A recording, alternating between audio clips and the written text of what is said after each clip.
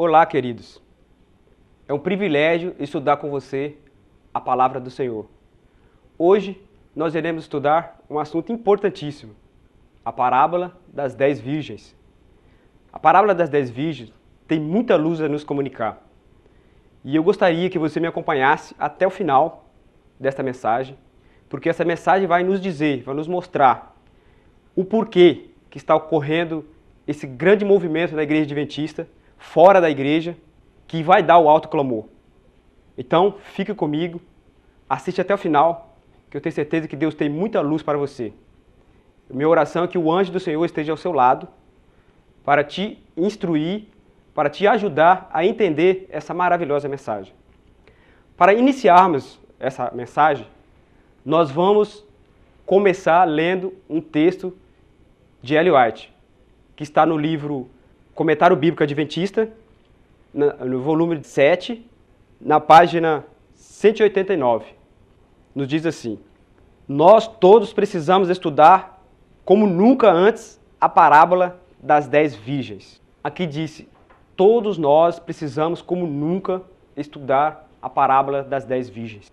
Por que precisamos como nunca estudar a parábola das 10 virgens? Porque a parábola das 10 virgens tem muita luz a nos comunicar e ela conta em detalhes a história dos adventistas do sétimo dia, desde o seu nascimento em 1844 até a volta de Jesus. Por isso que aqui nos diz, nesse texto, de que nós precisamos estudar como nunca a palavra do Senhor, especialmente a parábola das 10 virgens. Um outro texto que também Ellen White nos traz, que nós vamos ver, está no livro Grande Conflito, na página 393, que ela nos diz o seguinte: a parábola das 10 virgens, de Mateus 25, ilustra também a experiência do povo adventista. E outro texto que está na revista Review de Herald, 19 de agosto de 1890, diz assim: esta parábola se cumprirá ao pé da letra, porque tem uma aplicação especial para este tempo. Que tempo? O tempo do qual a mensagem do terceiro anjo está cumprindo e continuará sendo verdade presente até o fim. Então, como nós acabamos de ver, esse texto deixa bem claro que a parábola das 10 virgens ilustra a experiência dos adventistas do sétimo dia. E mais, diz também que ela vai se cumprir ao pé da letra. Então, se ela vai se cumprir ao pé da letra, se ela ilustra a experiência dos adventistas, então nós precisamos realmente entender, compreendê-la. Então, nós vamos iniciar esse estudo. Nós vamos abrir a Bíblia em Mateus, capítulo 25, versículo 1 ao 13. Diz assim: então o reino dos céus será semelhante a 10 virgens, que tomando as suas lâmpadas, saíram ao encontro do esposo. E 5 delas eram prudentes, e 5 loucas. As loucas, tomando as suas lâmpadas, não levaram azeite consigo, mas as prudentes levaram azeite em suas vasilhas, com as suas lâmpadas. E tardando o esposo, tosquenejaram todas e adormeceram. Mas à meia-noite ouviu-se um clamor. Aí veio o esposo, saí-lhe ao encontro. Então todas aquelas virgens se levantaram e prepararam as suas lâmpadas. E as loucas disseram às prudentes: dai-nos do vosso azeite, porque as nossas lâmpadas se apagam. Mas as prudentes responderam, dizendo: não seja que nos falte a nós e a vós. Ide antes aos que vendem e comprai-o para vós. E tendo elas ido comprá-lo, chegou o esposo, e as que estavam preparadas entraram com ele para as bodas, e fechou-se a porta. E depois chegaram também as outras virgens, dizendo: Senhor, Senhor, abre-nos. E ele respondendo disse: em verdade vos digo que não os conheço. Vigiai, pois, porque não sabeis o dia nem a hora em que há de vir o Filho do Homem. Agora nós vamos analisar com detalhes o que significa tudo isso. Nós vimos aí que aparece azeite, que aparece as lâmpadas, que aparece o noivo e também as 10 virgens. O que simboliza tudo isso? O que significa tudo isso? Nós vamos analisar agora como era o casamento lá na época de Jesus. Como que os judeus faziam o casamento?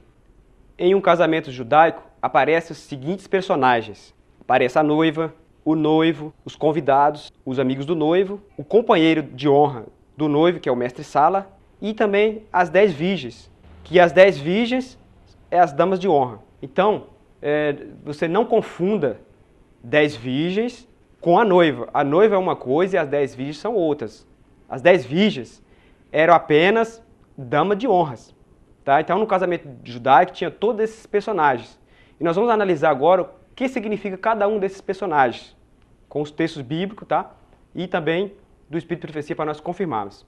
O que representa o número 10? Se fizermos uma contagem dos números 1, 2, 3, 4, 5, 6, 7, 8, 9, 10, veremos que após os 10, vem só uma repetição dos números que já passaram.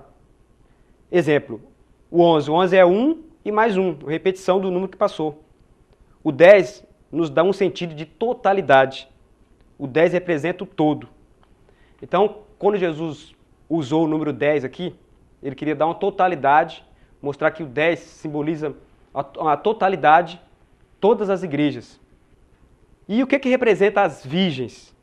Ellen White, no livro Parábola de Jesus, na página 405, diz o seguinte: ilustra a experiência da igreja que viveria justamente antes de sua segunda vinda. Então, o que representa as virgens? Representa a experiência da igreja que viveria justamente antes de sua segunda vinda. E as 10 virgens representam todas as igrejas cristãs, os luteranos, os batistas, os católicos, os evangélicos, e os adventistas e etc. E o que representa as lâmpadas? Vamos ver o que representa as lâmpadas? Representa a palavra de Deus. Lá em Salmos 119, versículo 105, diz o seguinte: lâmpada para os meus pés é a tua palavra, e luz para os meus caminhos. Então, a lâmpada representa a palavra do Senhor. E o que representa ao esposo? De Mateus, capítulo 9, versículo 15, diz o seguinte: disse-lhe Jesus: pode porventura andar triste os filhos das bodas, enquanto o esposo está com eles? Dias, porém, virão em que lhes será retirado o esposo, e então jejuarão. Então, aqui deixa bem claro que o esposo é Jesus. Traduzindo o que nós aprendemos até agora, é o seguinte: o reino dos céus é semelhante à totalidade do meu povo com a palavra de Deus na mão. Então, indo ao encontro de Jesus. E o que representa o azeite na parábola das virgens? No livro Parábola de Jesus, na página 407, Ellen White nos diz: o óleo é símbolo do Espírito Santo e representa também o caráter de Cristo. Então, nunca se esqueça que o óleo representa o Espírito Santo e representa também o caráter que o povo de Deus, os fiéis, terá nos últimos dias, o caráter de Cristo. E em Mateus 25, versículo 1, diz que todas as virgens tinham lâmpada, ou seja, todas elas tinham conhecimento da palavra. No início, todas tinham azeite, pois se não tivesse, suas lâmpadas não poderiam estar acesas. Mas então, qual é a diferença então? Se todas elas tinham azeite, todas elas tinham a lâmpada e a lâmpada estava acesa. Qual a diferença entre elas? A diferença, primeiro, nem todas elas tinham azeite de reserva. Ou seja, nem todas elas estavam preparadas para o momento exato receber a porção dobrada do Espírito Santo, a chuva serôdia. Então, nenhuma delas estava preparada para receber a chuva serôdia. E a chuva temporã produz conversão. A chuva serôdia desenvolve o caráter semelhante ao de Cristo. Olha só o que Ellen White nos diz: se não progredirmos, se não nos colocarmos na atitude em que tanto possamos receber a chuva temporã como a serôdia, perderemos nossa alma e a responsabilidade de azerar a nossa porta. Então, a diferença é que 5 virgens não estavam preparadas para receber a chuva serôdia. Elas apenas estavam convencidas, mas não estavam convertidas. E elas não estavam preparadas para receber a segunda porção, que é a chuva serôdia.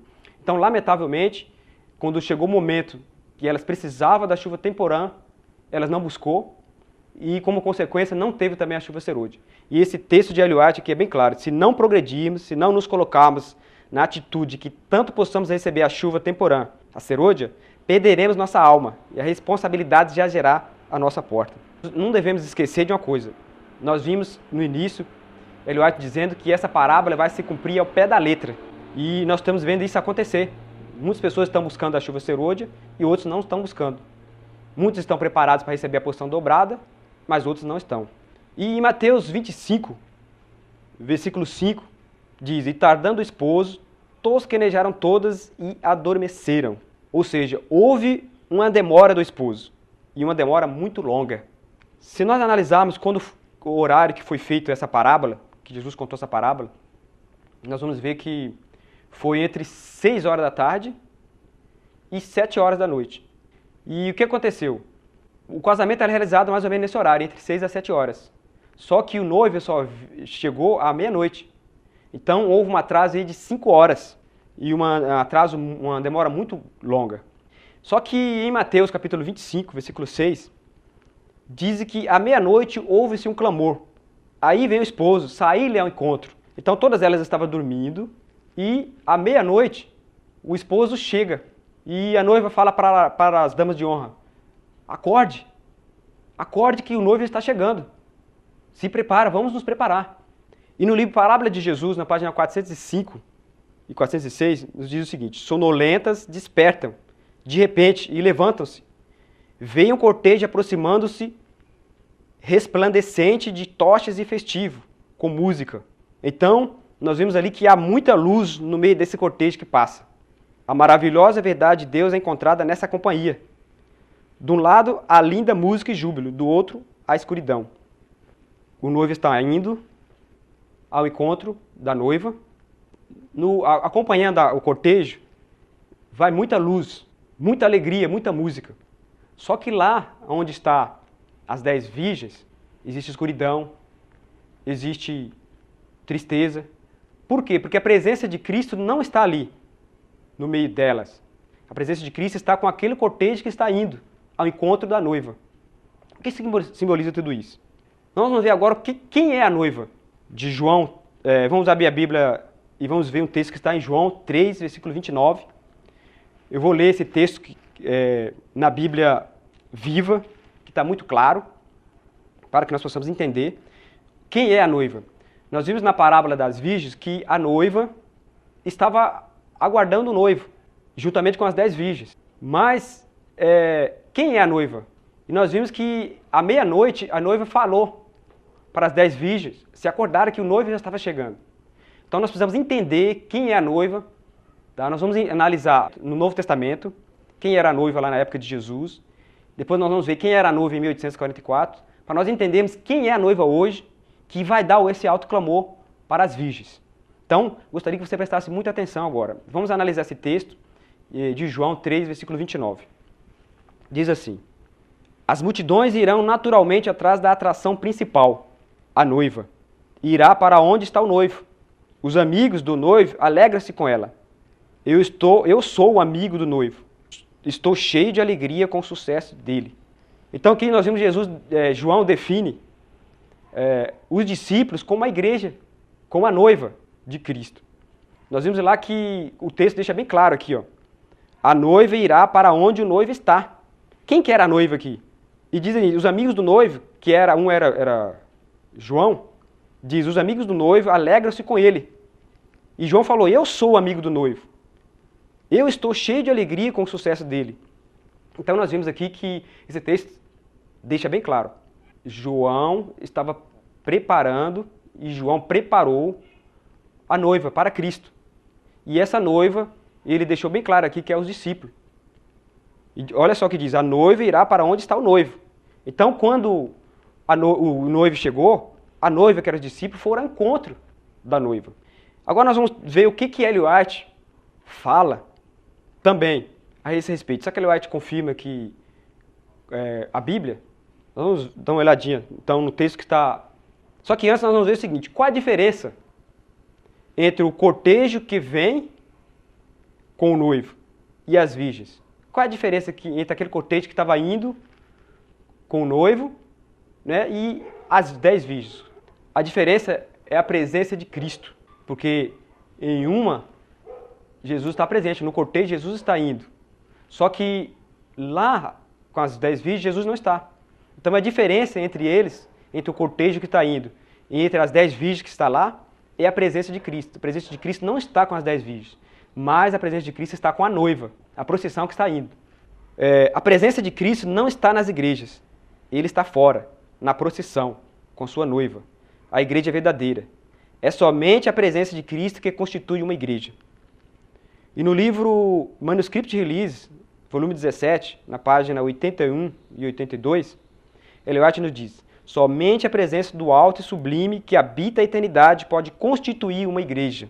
Então, a igreja está na condição laodiceana. ela diz, a presença de Deus não está no meio dela. Então Ellen White deixa bem claro no livro Eventos Finais, como nós vimos aí na página 44, de que a presença de Deus não está na igreja, no estado laodiceano, confirmando essa ilustração da parábola das virgens, que Jesus não estava, o noivo não estava lá com as 10 virgens, mas o noivo estava indo com a procissão. Tá? E o que constitui a igreja? A igreja constitui a igreja quando a presença de Cristo se faz ali no meio. Se Jesus não está presente, então não constitui a igreja.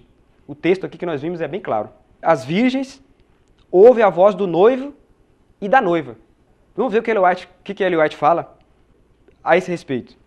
No livro Parábola de Jesus, na página 405 e 406, Ellen White nos diz, sonolentas, as 10 virgens despertam, de repente, e levantam-se. Vem o cortejo aproximando-se, resplandecente de tochas e festivo com música. Agora olha só interessante.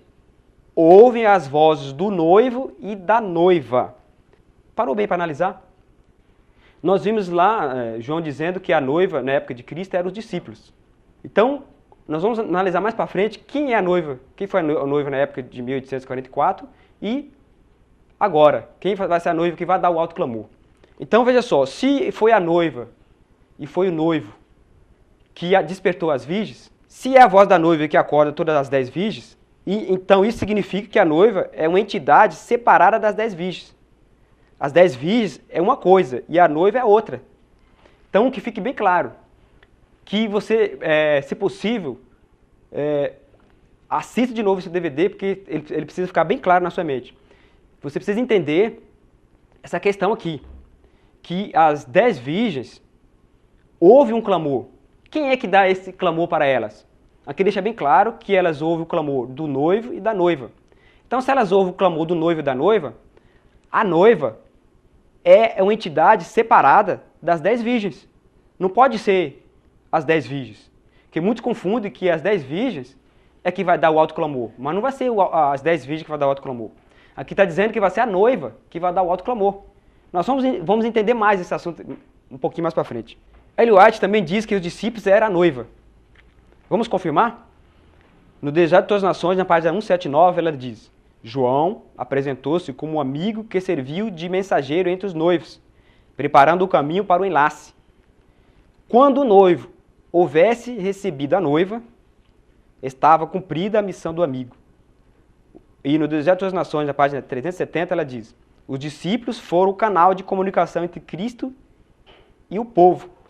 Então, Ellen White confirma aqui de que os discípulos era a noiva e que Jesus era o noivo. E confirma que João preparou a noiva para Jesus, que era o noivo. Está muito claro, não está? João 2, 9 e 10 diz que dentre os companheiros do noivo havia um que recebia a designação de companheiro de honra, sendo responsável muitas vezes pela organização do casamento. Então, se nós formos lá em João, capítulo 2, versículo 9 e 10, nós vamos ver que para preparar a festa do casamento tinha um companheiro do noivo, que era chamado de mestre-sala. Também no livro de Juízes deixa bem claro que o noivo tinha um amigo especial que preparava a noiva, o casamento, né, para a chegada do noivo. E aqui, nesse texto que nós acabamos de ver, deixa claro, quando o noivo houvesse recebido a noiva, estava cumprida a missão do amigo. O noivo, para não se surpreender no casamento, separava uma ou mais pessoas para 2 missões. A primeira era preparar o casamento. A segunda era de preparar a noiva para o grande dia. Para preparar a noiva para o casamento, o noivo escolhia a pessoa de sua maior confiança, uma pessoa leal, fiel e muito íntima sua. Esta pessoa tornava-se o amigo do noivo. Então nós vimos no início que no casamento judaico o noivo tinha um amigo, que realmente preparava todo o casamento e era muito íntimo do noivo. E o que ilustra João. João realmente era muito íntimo de Cristo e que realmente ele preparou o casamento, ele preparou a noiva, os discípulos, para Jesus. Quem foi o amigo do noivo em 1844? Se João, lá no Novo Testamento, na época de Cristo, ele era o amigo do noivo e ele preparou a noiva, que eram os discípulos, para o noivo, que era Cristo, quem foi o amigo do noivo em 1844? Quem foi amigo do noivo foi Guilherme Miller. Ele preparou a noiva em 1844 e ela deu o alto clamor, o grito da meia-noite. Agora, quem é o amigo do noivo após 1844? Ellen White. Então, meus queridos amigos, nós estamos vendo aqui bem claro de que Guilherme Miller, ele preparou o caminho, ele preparou a noiva, e essa noiva eles deram o alto clamor para as igrejas pelo qual eles haviam sido excluídos. E após 1844, Deus também tem um amigo para preparar um povo para dar o alto clamor agora no final dos tempos. E essa pessoa é Ellen White. A missão de Ellen White era preparar uma noiva para Jesus Cristo. E ela compreendeu a diferença entre a noiva e os convidados. Nós vamos ver um texto que está no Grande Conflito, página 427 e 428. Diz assim: o casamento representa a recepção do reino por parte de Cristo. A santa cidade, a Nova Jerusalém, que é a capital e representa o reino, é chamada a esposa, a mulher do Cordeiro. Claramente, pois a noiva age ou fala em nome de outro. Representa a santa cidade, e as virgens que saem ao encontro do esposo são símbolo da igreja. No Apocalipse é dito que o povo de Deus são os convidados à ceia das bodas. Se são convidados, não podem ser também representados pela noiva. Então, Ellen White aqui, ela deixa bem claro de que a noiva não era as 10 virgens. A noiva é a Nova Jerusalém. E que a Nova Jerusalém tem representantes. Nós vamos ver quais são esses representantes da Nova Jerusalém, que, sem dúvida, vai ser os 144 mil, que vai dar o alto clamor muito em breve. A noiva de Cristo age ou fala em nome do reino de Deus. A noiva é a mesma que os 144 mil. É o mesmo que Filadélfia. É a mesma que a Nova Jerusalém. É o mesmo que a igreja triunfante. Olha só o que Ellen White nos diz. Eu vigia do Sul, setembro de 1903. Os membros da igreja triunfante serão autorizados a aproximar-se dos membros da igreja militante para ajudá-los na sua necessidade. Ellen White viu que só os 144 mil entraram no templo, no Monte Sião. Em 1º escrito, na página 19, diz isso aí. Esta informação é apoiada pela Escritura em Apocalipse 3,12, onde Filadélfia é feito um pilar no templo de meu Deus. Sião é a liderança, o sacerdote real da igreja no reino celestial. A Nova Jerusalém é a noiva de Cristo, e que a noiva tem os seus representantes, e que os representantes da Nova Jerusalém é os 144 mil, agora no final dos tempos, que vai dar o alto clamor para as igrejas, tanto para a organização adventista, como para as igrejas evangélicas, todas no mundo inteiro. Vai receber o alto clamor. Nós vamos ver uma passagem agora que está em Isaías, capítulo 62, versículo 11, o que concorda com Mateus 25, 6.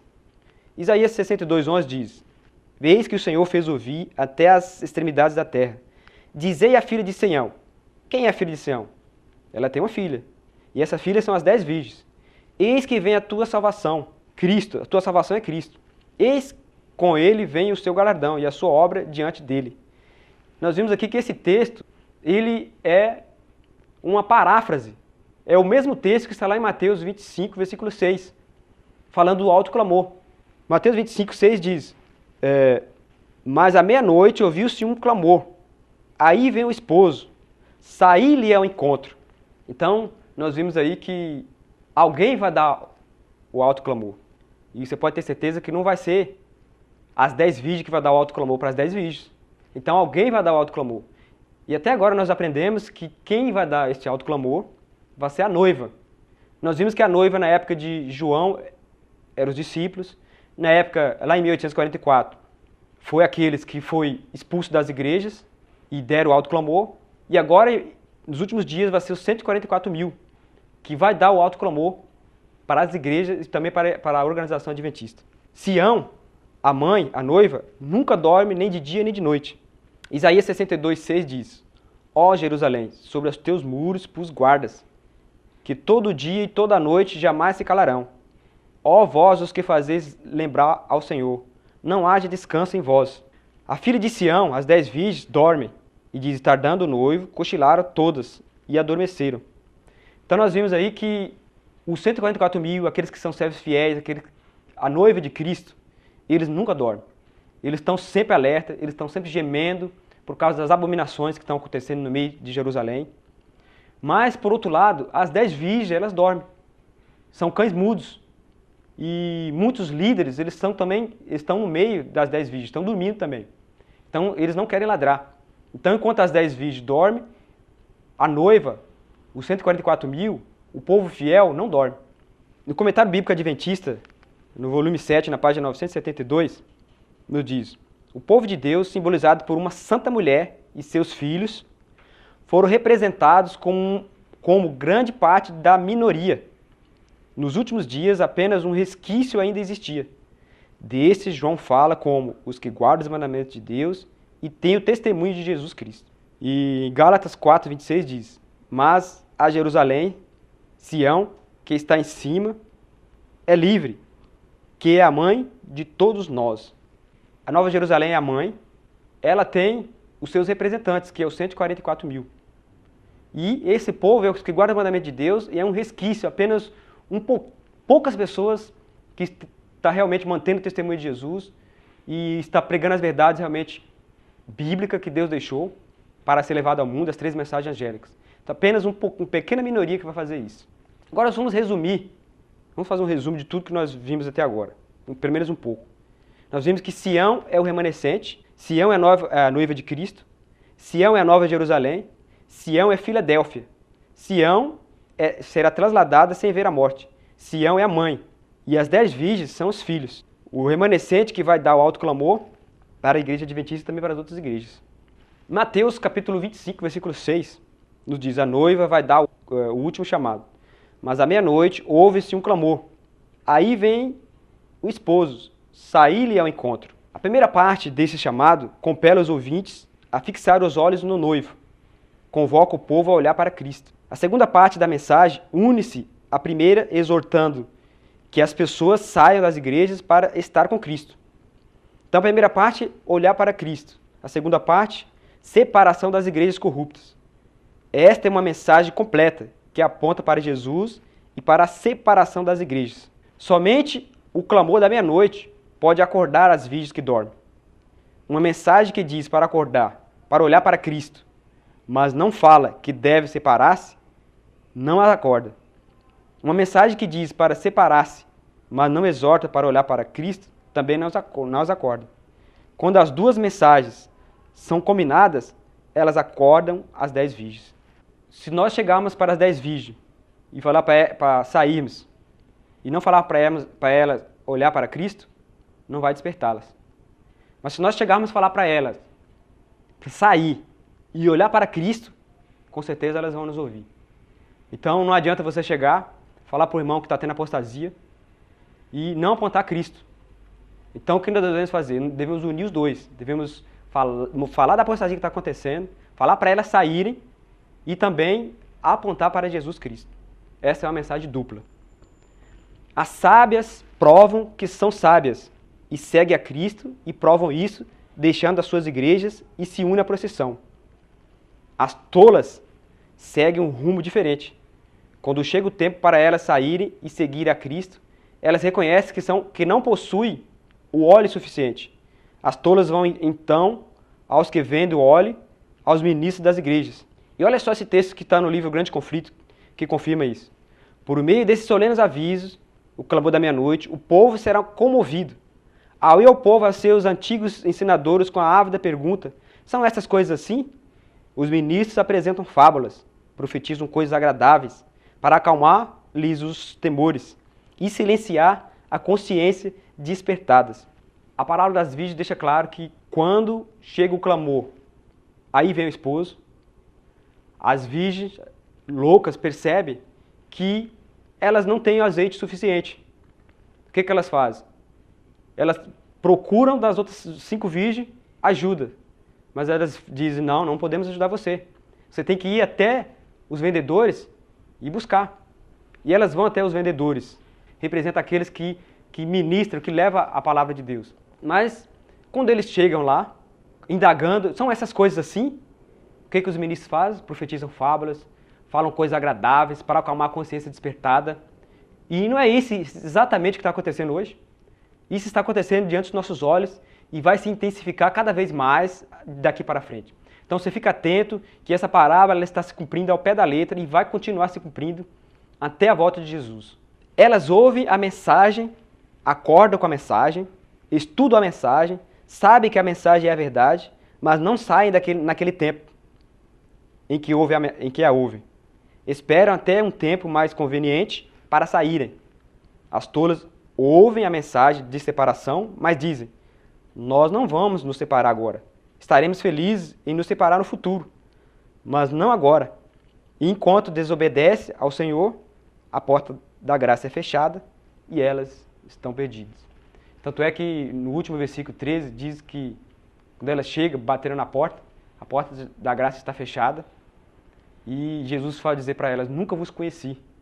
Apartai-vos de mim, vós que praticais a iniquidade. É a mesma passagem que Jesus citou em Mateus capítulo 25. E essa parábola nos dá muita luz e deixa claro de que realmente ela está se cumprindo e vai se cumprir detalhadamente daqui para frente. Duas classes de adventistas. Essa parábola também fala de duas classes de adventistas. Cristo Triunfante, página 321. Sempre houve duas classes entre os que professam ser seguidores de Cristo. Enquanto uma classe estuda a vida do Salvador e sinceramente busca corrigir seus defeitos e conformar-se ao modelo, a outra classe evita as verdades claras e práticas que lhe opõem os erros. Os dois grupos de vigias representam as duas classes que professam estar à espera do seu Senhor. Então nós estamos vendo hoje, dentro da igreja, existem duas classes que estão professando a volta de Cristo, que estão esperando, né, supostamente a volta de Cristo, mas uma classe está preparada e a outra não está. Uma classe está se preparando para receber a chuva serôdia, mas a outra não está. Uma classe vai receber o alto clamor quando for dado pelos 144 mil, pela noiva de Cristo. Mas uma classe não vai receber esse alto clamor, lamentavelmente. Adventistas não estão confiando em Cristo. Eles estão confiando na sua igreja. Quando as virgens ouvem a mensagem de separação, esta mensagem causa uma crise na igreja. Dois partidos são formados dentro daquele grupo que antes era unido. E o Espírito de Profecia confirma isso. Na revista Review and Herald, na página 341. Aqui estão claramente representados dois grupos distintos, formados a partir de um grupo que outrora foi unido. Os membros de um desses grupos estão resistindo à vontade de Deus. Eles deixaram o lado dos fiéis e verdadeiros e agora estão resistindo às advertências do Espírito de Deus. Lamentavelmente, nós estamos vendo isso acontecer no nosso meio. Nós mostramos a verdade, mostramos que está havendo uma apostasia, mostramos que está tendo uma falsa adoração na igreja, mostramos que a maioria estão pregando que não podemos vencer como Jesus venceu, que não podemos vencer o pecado, e a grande maioria nos ridicularizam e prefere ficar do lado da igreja e não do lado da verdade. O que traz a crise às igrejas? É a lei dominical? Não.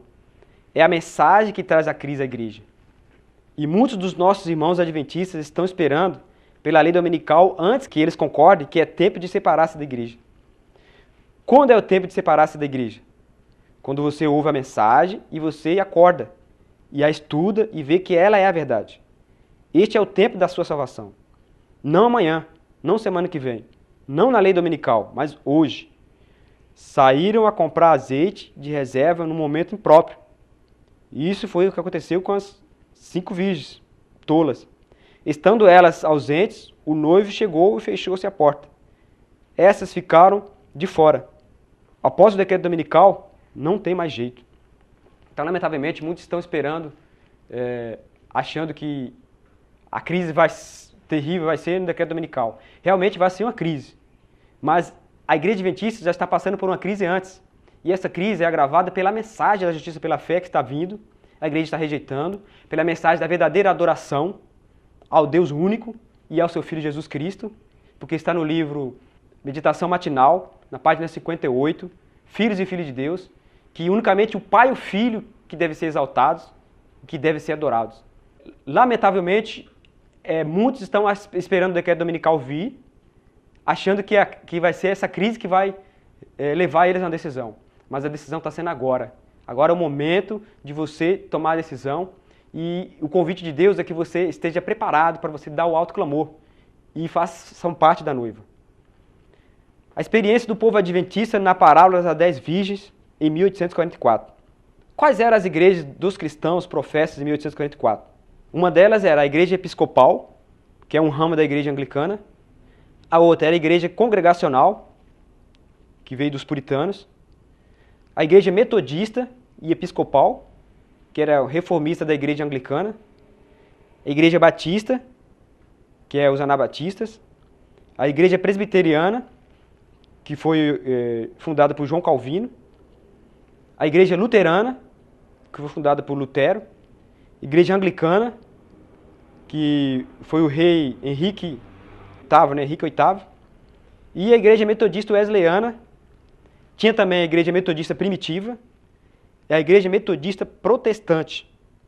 Essas eram as igrejas que existiam em 1844 e que ouviu o alto clamor em 1844. Em Mateus 25, versículo 1 diz: Então o reino dos céus será semelhante a 10 virgens que, tomando as suas lâmpadas, saíram ao encontro do esposo. A vinda de Cristo, como era anunciada pela mensagem do primeiro anjo, entendia-se ser representada pela vinda do esposo. A reforma espiritual que se generalizou sob a proclamação de sua segunda vinda corresponde à saída das virgens. Então, esse texto aqui deixa claro de que quando Mateus fala que sobre a saída das virgens ao encontro do esposo, está falando da mensagem que foi dada em 1844, proclamando que Jesus estava vindo. Então se cumpriu a risca em 1844, segundo o texto que nós acabamos de ver. A saída das virgens representa o movimento do segundo advento, a obra de Miller anunciando a volta de Cristo para 1843 e 1844. Marcou o início da mensagem do primeiro anjo. Temei a Deus e dá-lhe glória, pois é chegada a hora do seu juízo. Miller havia ensinado que o regresso do Senhor deveria ocorrer entre algum ponto entre 21 de março de 1843 a 21 de março de 1844. Jesus não voltou nesta primeira data. Os crentes ficaram perplexos, muitos desanimaram, mas o movimento ainda respirava. Aconteceu, então nós vimos aí que em 1844, Guilherme Miller pregava que a primeira vinda de Cristo viria entre os anos de 1843 e 1844. Só que, lamentavelmente, Jesus não voltou. E muitos se decepcionaram, muitos ficaram tristes, muitos voltaram para a sua igreja. Mas mesmo assim, ainda o movimento ainda respirava. Deus tinha um plano. Deus queria agora preparar um povo para dar o alto clamor. Descobriram que a parábola das 10 virgens previa um tempo de tardança. E tardando o esposo, cochilaram todas e adormeceram. Houve um encorajamento. Refizeram os cálculos e descobriram que a data era 22 de outubro de 1844. Como Jesus não veio na primeira data, as igrejas começaram a se opor. E os milleritas foram sendo excluídos das igrejas. A maioria dos membros da família de meu pai, Ellen White diz, eram crentes completos do Advento. E por dar testemunho desta gloriosa doutrina, 7 de nós fomos, de uma vez, lançados para fora da igreja metodista. No verão de 1844, aproximadamente 50 mil se retiraram das igrejas. E ao perceber que suas igrejas rejeitavam a mensagem do primeiro anjo, de Apocalipse 14, reconheceram que elas haviam transformado nas igrejas caídas de Babilônia. E estava se cumprindo a mensagem do segundo anjo. Caiu Babilônia. Assim que foi dada a primeira data da volta de Cristo e Jesus não veio, eles reestudaram as profecias, reestudaram a parábola das virgens e perceberam que havia uma tardança. Então o que eles fizeram? Eles começaram a refazer os cálculos, fizeram os cálculos, tudo certinho, e descobriram que agora a volta de Cristo seria 22 de outubro de 1844. E começaram a pregar para as outras igrejas. Só que o que aconteceu? As igrejas evangélicas que nós vimos aqui, essas igrejas que existiam em 1844, começaram a rejeitar a mensagem. E como resultado começaram a excluir os membros da igreja que estavam pregando a volta de Jesus para 1844, no dia 28 de outubro, cumprindo realmente o paralelismo que está ocorrendo agora na Igreja Adventista do Sétimo Dia.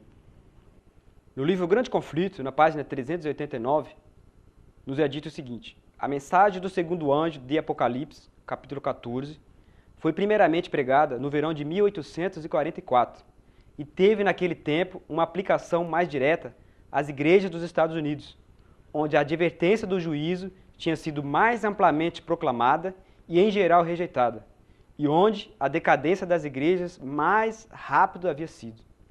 No Grande Conflito, na página 398, nos diz: no verão de 1844, a mensagem foi proclamada nos próprios termos das Escrituras. Aí vem o esposo. Na parábola de Mateus 25, o tempo de espera e sono é seguido pela vinda do esposo. Isto produziram profunda convicção quanto à veracidade, e o clamor da meia-noite foi proclamado por milhares de crentes. Então, nós vimos que isso se cumpriu à risca. Após eles analisar e ver que, segundo as Escrituras, havia um período de tardança, eles marcaram uma nova data,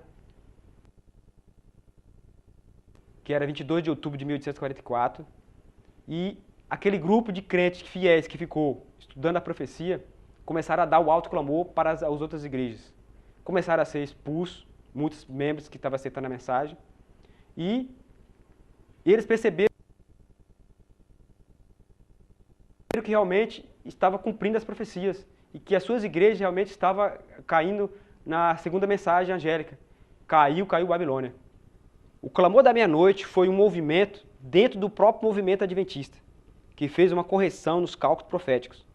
A base do movimento do clamor da meia-noite foi o estudo minucioso da cronologia profética das Escrituras. Motivados por tais descobertas, deram anúncio: eis o noivo, saí-lhe ao encontro. O clamor da meia-noite deu poder à mensagem do segundo anjo. Os homens mais talentosos não foram os primeiros a receber esta mensagem. Foram enviados anjos aos humildes, dedicados, e os constrangeram a levantar o alto clamor. Aí vem o esposo. Então nós vimos aqui nessa citação, ele vai te dizendo que aqueles que tinham grande luz foram passados, deixados para trás. Deus começou a usar aquelas pessoas humildes que estavam aceitando a mensagem. E a mesma coisa estamos vendo hoje. Deus está passando por alto pessoas com PhD, grandes líderes que deveriam ter essa luz, mas lamentavelmente eles estão rejeitando.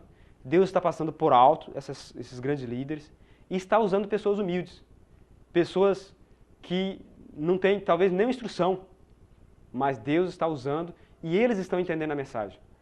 Nós vimos aqui que essa citação está se cumpriu no passado e está se cumprindo à risca no nosso meio e vai se cumprir gradativamente cada dia que passa. Os mais espirituais, ela diz, recebiam esta mensagem em primeiro lugar. E os que tinham anteriormente tomado parte na chefia do trabalho eram os últimos a receber e ajudar a volumar o clamor. Aí vem o esposo, saí-lhe ao encontro. Em muitas igrejas não foi permitido dar-se a mensagem. E uma grande multidão que tinha o vivo testemunho deixou essas igrejas caídas. Uma poderosa obra foi realizada pelo clamor da meia-noite. Em muitas igrejas não foi permitido dar a mensagem. Nós não estamos vendo acontecer exatamente isso hoje? Em muitas igrejas não está sendo permitido levar a mensagem, especialmente na nossa amada igreja, a Igreja Adventista do Sétimo Dia. Quando nós levamos a mensagem da verdadeira adoração, a mensagem do reforma, a mensagem de reavivamento, lamentavelmente, os pastores são os primeiros a ir contra. E somente aqueles que são mais espirituais, que estão entendendo a mensagem, que estão realmente se preparando para a volta de Cristo. E isso também está se cumprindo hoje. Os que deram alto clamor em 1844 era a noiva que tinham sido excluídos das igrejas. E eles deram alto clamor. A noiva era separada do corpo principal da igreja. Hoje será a mesma coisa. O Senhor declarou que a história do passado se repetirá, ao entrarmos na obra finalizadora. Quem deu alto clamor foi aqueles que foram sido expulsos das igrejas, se prepararam, depois eles foram e deram alto clamor para os seus próprios irmãos. Não está acontecendo a mesma coisa hoje? Por acaso você é um que já foi excluído da igreja? Mas alegre-se na certeza de que você está sendo preparado por Deus para dar o alto clamor. Porque o alto clamor vai ser dado pela noiva de Cristo. Não vai ser dado pelas 10 virgens, mas vai ser dado por uma entidade separada das virgens. Então, nós já vimos até agora que vai ser os 144 mil, que vai ser esses que estão sendo expulsos das igrejas adventistas, que Deus está preparando para dar esse alto clamor. E eu não tenho dúvida de que Deus está por trás desse movimento de reforma na igreja, preparando um povo para dar esse alto clamor. Porque esse alto clamor vai ser ouvido por aqueles que têm essa luz. Não vai ser ouvido pelos evangélicos lá fora, porque eles não têm essa luz. Então vai ser ouvido por um povo que entende a mensagem adventista. E esse povo, logicamente, que é aqueles que foram expulsos e que estão realmente se preparando para dar esse alto clamor. As mensagens mais surpreendentes serão proclamadas por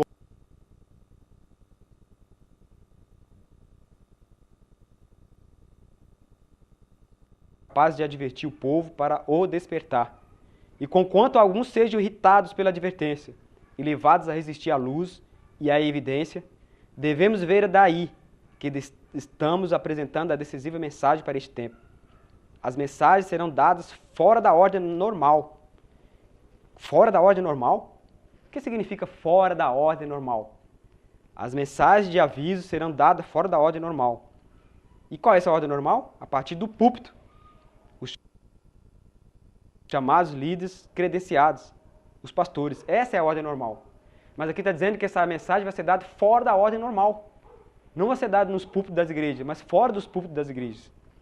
Ele vai tomar o seu Santo Espírito da igreja e dar a outra pessoa que irá apreciá-lo. Então, lamentavelmente, muitos que estão resistindo às mensagens de hoje, que estão resistindo às evidências, como esse texto que nós acabamos de ver, deixa claro que muitos vão resistir às evidências. Existem evidências muito claras de que realmente a mensagem é essa.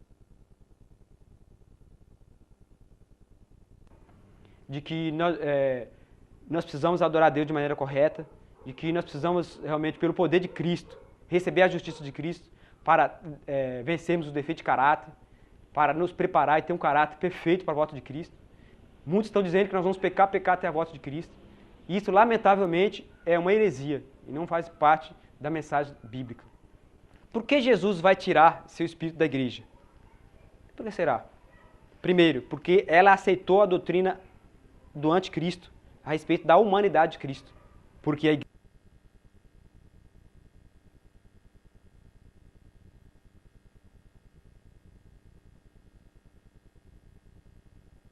igreja se alinhou com os opositores da verdade. Se tornou membro dos conselhos nacionais de igrejas, em pelo menos 8 países do mundo, violando assim Isaías capítulo 8, 9 e 20, que diz que a igreja não deveria fazer isso, porque não aceita a mensagem do primeiro anjo sobre a adoração, porque a mensagem do segundo anjo terá que ser dada a ela no alto clamor, ou o grito da meia-noite, e tornou impossível para ela voltar para o caminho novamente, porque Ezequiel capítulo 9 vai se cumprir literalmente sobre ela. Então esse é um dos verdadeiros motivos por que o Espírito de Deus está sendo retirado da igreja e por que a presença de Deus não está no meio dela, justamente porque, primeiro, como nós vimos, aceitou a doutrina do anticristo a respeito da humanidade de Cristo, que o anticristo prega que Jesus não vem em carne e não vem em carne pecaminosa. A Bíblia deixa claro que Jesus vem na minha carne, carne pecaminosa, que Jesus não fingiu que era um ser humano, ele era verdadeiramente um ser humano em carne. Também nós vimos aqui que eles se aliaram, se uniram com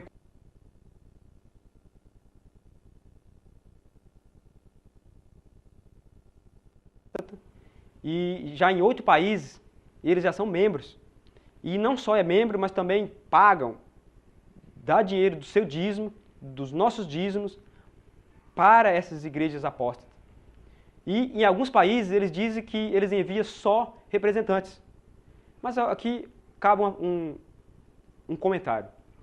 Como representantes, como ir lá na igreja, ir lá nesses encontros ecumênicos, apenas para observar? É isso que a igreja fala. Mas observar o quê? Deus já observou para nós.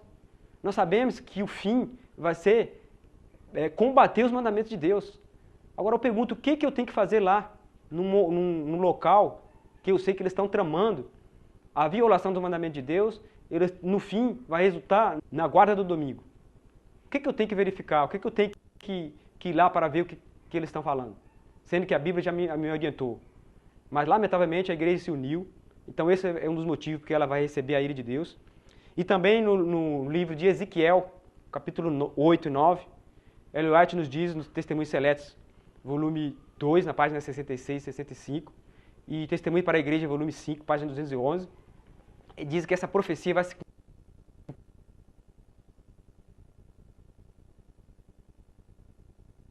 literalmente na organização adventista. Por quê? Porque ela está rejeitando a mensagem enviada do céu a ela. E essa é uma advertência que eu faço a todo pastor, a todo líder. Analise essa mensagem, analise o que realmente está acontecendo na igreja adventista hoje, essa crise que está ocorrendo, e verifique que realmente a igreja se aliou com os opositores da verdade, e esse é um dos motivos porque ela vai receber a ira de Deus. E também porque ela rejeitou a natureza de Cristo pós-queda, não vai aceitar a mensagem da justiça pela fé, a mensagem verdadeira. O casamento oriental era realizado durante 7 dias.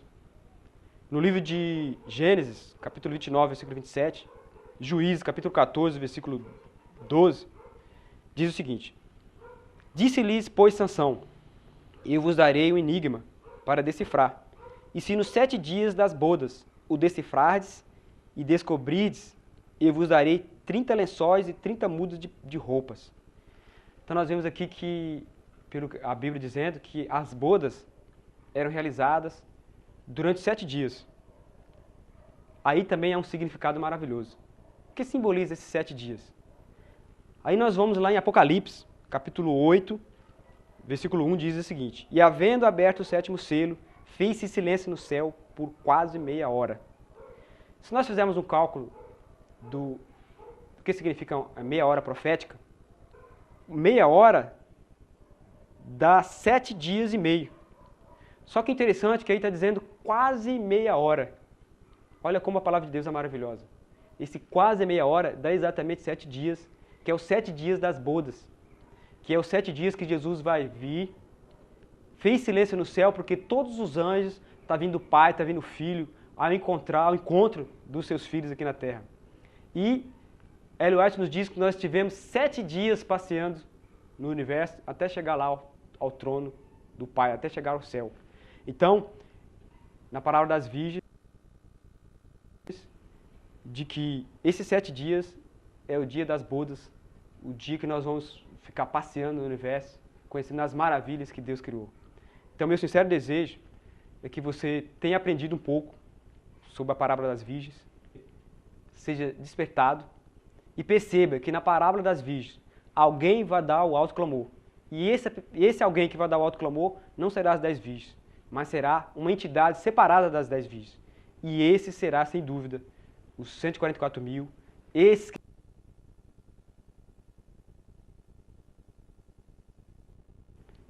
estão sendo excluídos da igreja para dar o alto clamor. Meu sincero desejo é que você esteja entre esses, que você seja a noiva de Cristo, que você seja um representante da Nova Jerusalém, que é a noiva de Cristo, e que todos nós possamos fazer parte da noiva e que nós possamos, lá no céu, trabalhar com Cristo, lá na Nova Jerusalém, durante toda a eternidade. Esse é meu sincero desejo, em nome do Senhor Jesus. Amém.